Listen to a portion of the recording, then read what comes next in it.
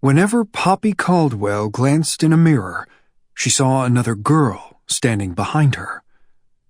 There were plenty of other girls at Thursday's Hope, the group home where Poppy had lived since age 6. But the girl wasn't like the other girls. Poppy was pretty sure she was dead.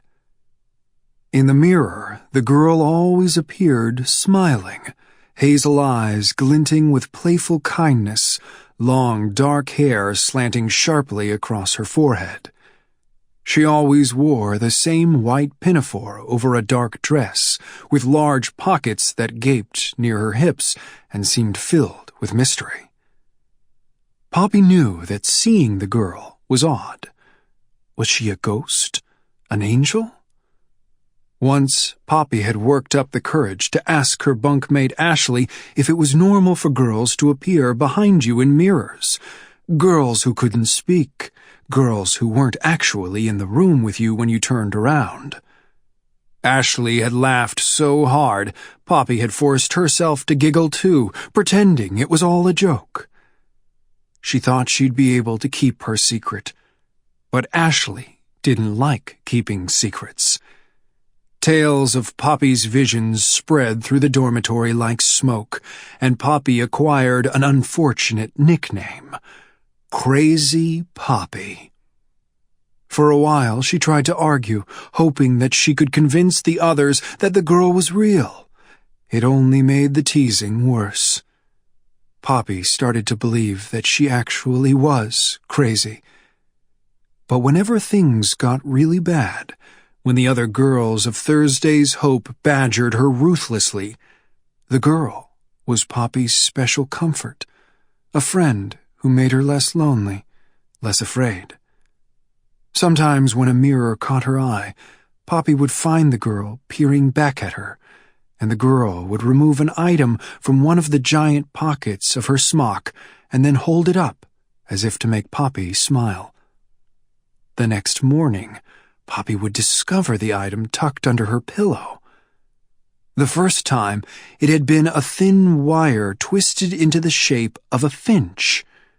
Then came pressed flowers, out-of-print comic strips snipped from yellowed newspapers, a paintbrush with dried green paint at its tip. Old things, surprising things, strange things. At first, Poppy couldn't believe it was happening, but the objects were there. She could hold them in her hand, and that meant they were real, unexplainable, but real. Poppy treasured these items, tucking them inside a book she'd hollowed out to keep them secret.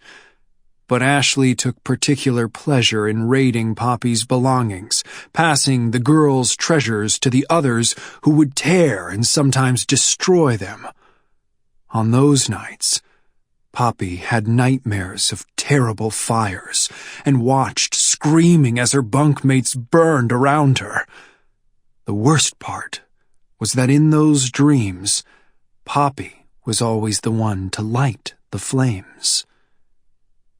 In real life, Poppy didn't know how to fight back, until the day Ashley got her hands on a delicate charcoal sketch of 5 kids in masks and uniforms, all lined up against a stone wall.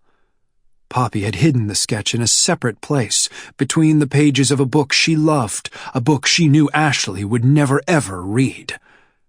But Ashley was a better snoop than Poppy had imagined. Poppy found her standing beside their bunks, the drawing held roughly in her hands. "Is this from your friend?" Ashley asked with a thin, flat smile. She tensed her hand threateningly on the sketch. Something inside Poppy broke. Before she could stop herself, she reached for Ashley's favorite possession, an ornate mirror on their shared nightstand, and swung it. There was a smash, a scream. Ashley clutched her hand into a fist, but the sketch had already slipped away from her. Miraculously, it landed unharmed on Poppy's bed. Poppy just watched as Ashley howled for help.